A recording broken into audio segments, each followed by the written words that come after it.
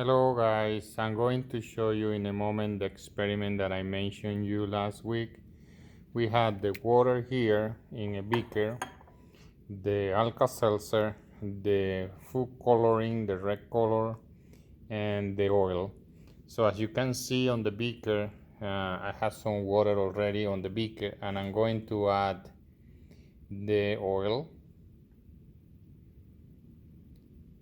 And you can see that the oil doesn't mix with the water, so there is a division between the water and the oil, and the reason for that is because the oil is a non-polar substance and water is very polar one. So now I'm going to add a few drops of the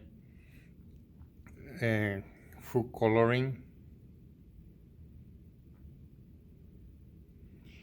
Notice that the food coloring is going all the way down and trying to be in between the water and the oil. I think the food coloring is mainly a water solution, that's why it's going down now. And if, of course, it's more dense than the oil, and that's why the drop went down to the oil interface. Now I'm going to add the Alka-Seltzer and see what happens.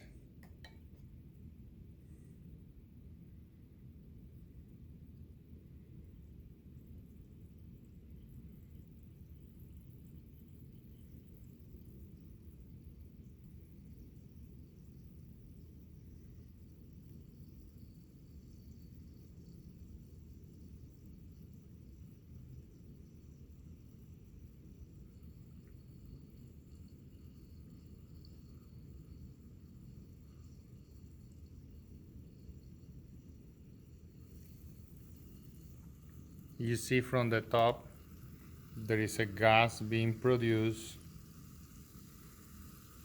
and the bottom part of the solution will go the color from the food coloring, and still the oil remain transparent, so there is no mixing of the food coloring with the oil. There are so many physical and chemical properties that we can explain through this experiment, and one of them is the polarity of the solvent. The second one will be the production of carbon dioxide, because the Alka-Seltzer pill will break apart and releasing carbon dioxide.